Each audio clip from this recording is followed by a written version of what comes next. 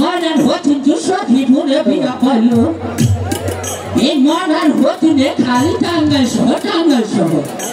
আটা বাড়িরা বুড়া মানুষ নতুন উপরে কি বাকুলে যাইব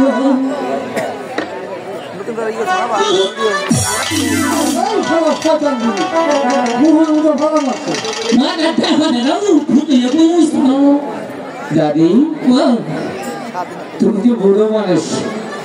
এই নদীর পাড়ে কি করো কে গো তুমি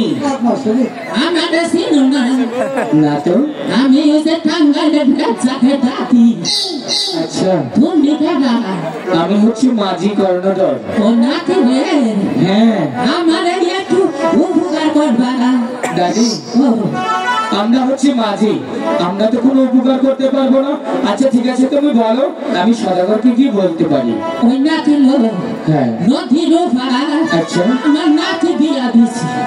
এই নাতির প্রসব বেদনা উঠছে আমি গেলে একটু উপকার করবো আচ্ছা ঠিক আছে সদাগর মশাই মাঝি ভাই আগে আপনার সাথে কি কথা বলতে চাই গো বলো আগে বুড়িমা পড়েছে বিপদে এমন কি বিপদে পড়েছে বুড়িমার নাতিন বিয়ে দিয়েছে ওই নদীর উপরে ভালো কথা ওইখানে বুড়ির নাতিনের সন্তান হবে আমাদের নৌকাদের উপরে যেতে চাই মাঝি ভাই বলুন মাঝননির প্রসব ব্যথা কি যে কঠিন ব্যথা একমাত্র মাই জানি তো আর বিলম্ব না করে বুড়িকে আমার চন্দ্রিকা মধ্যে ঘরে তুলে তুমি নৌকা বেয়ে দাও নদী ওই পার পার করো মানে দেখো না কষা করে ধরছে তো সহ্য আছে আগামী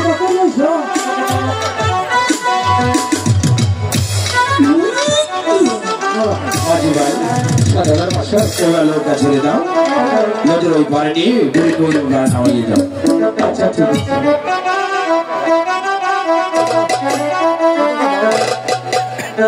দয়ালামা এই পতিয়া আসবে আমি সদাই থাকি ভক্তের দিকে চাইয়া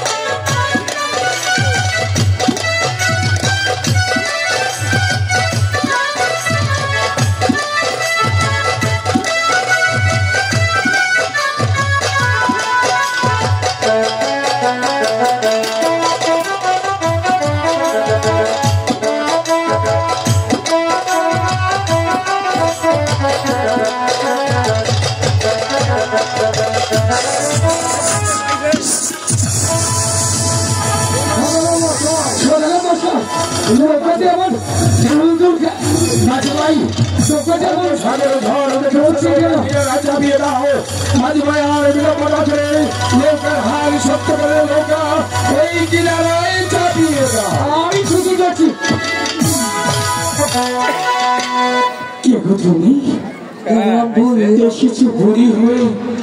এখনই তো কিছু গতি ছেড়ে আমি বুঝতে পারছি না কে তুমি তোমার পরিচয় দাও তুমি আমাকে চিনতে পারলে মাঝি করে দাও না আমি শিবির কন্যা পত্তা দেবী সদাগর মশাই মাঝি ভাই নৌকোতে ডাকাতি হয়েছে নাকি বলছো মাঝি ভাই এই দেখুন যে পদ্মারির সাথে আপনার আড়ি ছিল সেই পদ্মাই নৌকাতে এসেছে আমাদেরকে ক্ষমা করুন সদাগর মশাই চিৎকার করো না চা তুই তো আমার চৌধুরীকে আমাদের ঘরে প্রবেশ করেছি এই কালিদার সাগর তোমার ছেলে বংশ আমি নির্বংশ করে চিৎকার করো সারাবে জাতি আমি চাচ্ছি চাই তুই আমার চৌধুরীকে আমাদের ঘর থেকে চলে যাবে কি যাবো আমি আমার কাজ শেষ করে তারপর চলে যাবো তাই কাজে শেষ করে মানে হ্যাঁ মাঝি ভাই সদাগর মশাই তোমরা দাঁড়িয়ে দেখছো কি করবো বলুন আর বিলম্ব না করে চৌধুরীকে আমাদের ঘর থেকে ভোটটাকে এখান থেকে নামিয়ে যাও পদ্মা মা তুমি এখন চেয়ে দেখো আমাদের শিশু সন্তানের উপরে মাঝে বসে আছে তুমি এদের প্রতি কি ভুলে যাও তোমার সংজ্ঞা ভুলে যাও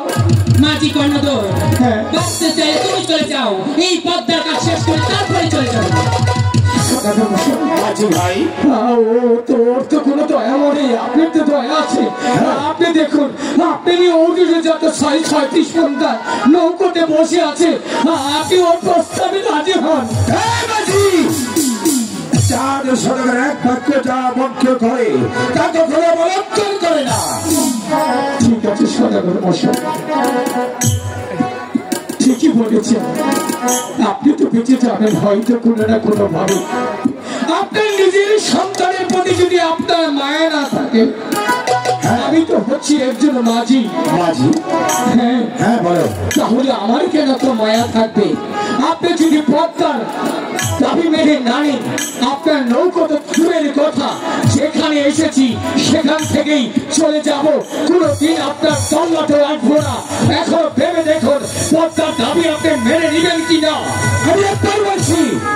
প্রয়োজন হলে তুমি চলে যেতে পারো তাতে কোনো দুঃখ নেই আমি পদ্মার দাবি কখনো মেনে নিব না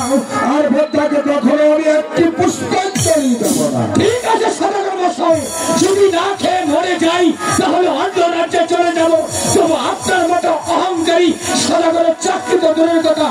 এই নীলে আর এই ভোজ্য নৌকুলোতে হাতে তুলবো না রইল আপনার নৌকা জীবন নিয়েই চলে যাবো মাঝি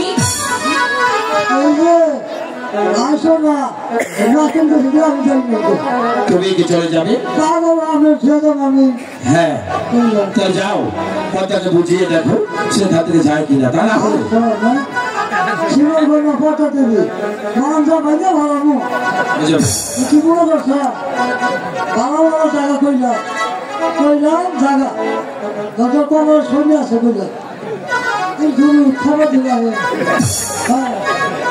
কথা খাওয়া যায় না সকালে শুনে না বাজার খাবো শুধু খাবার খাবার তোর না যাবো হিমিচ্ছে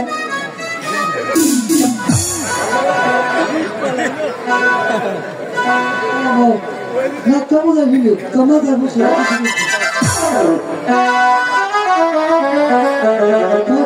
জায়গা করলাম আমার যে রাগ উঠে কাপড় চলে একটা থাকবো না নদী তোর মান যাবেন যাবো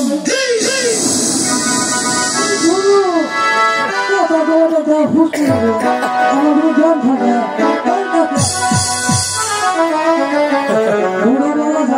আমি তুই বুঝছি এই সিটাগুলো ঘিরে পড়া আঙুল দেওয়া দেওয়া হয়নি বড় ভাই আচ্ছা পদ্মার মতো আছে ছয়নি আছে তুমি সাক্ষী থাকে হ্যাঁ জানি না তুই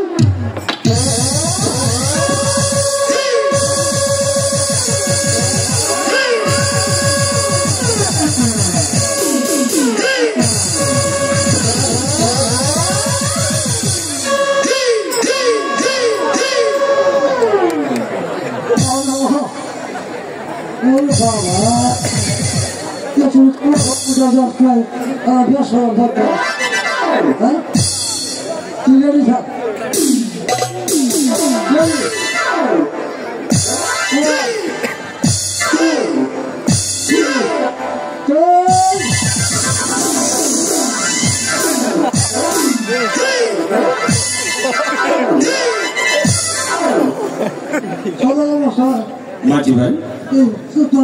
খোঁজ করে তাদেরকে তুমি পারবে না তুমি কি চলে যেতে চাও তাহলে তোমার শক্তিখানা দেখাই দাও না জায়গা করলাম শক্তি দেওয়া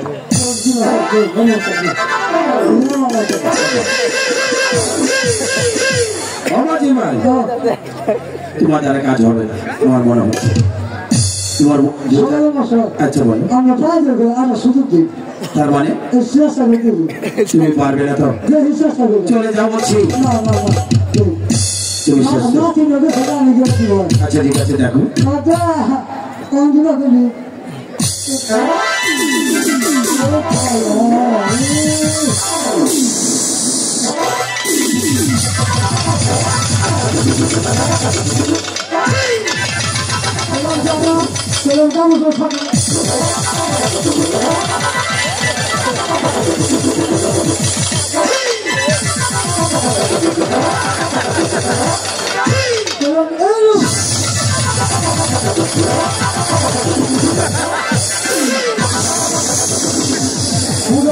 টাকা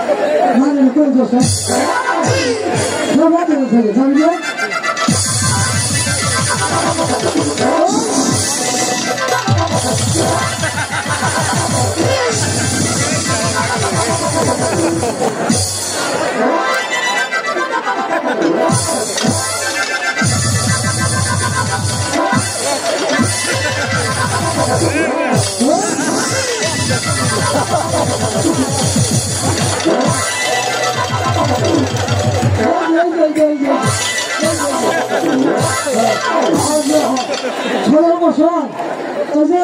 মাঝি ভাই আরে কাছে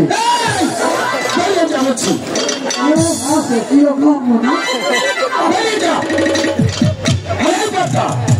চিৎকার করো না চাও আমি চাপতে চাই যে আমার ছোট লেগে আমাকে মাটি চলে যাবি কি যাও আমি বলছি তুমি আমাকে পুষ্পাঞ্জলি দেবে কিনা আমি তো তাই বলছি পুষ্পটা দূরের কথা তোকে কি সুযোগ ফোটা হবে যাবো ঠিক আছে তাহলে কালিদাস সাগর মাঝে তোমার ছয় পুত্রকে হারাবে তাই দেখো হ্যাঁ যাও আমি দেখে নেবো তুমি দেখতে থাকো কোথায় প্রভু তুমি কি আমার ডাকে সাড়া দিবে না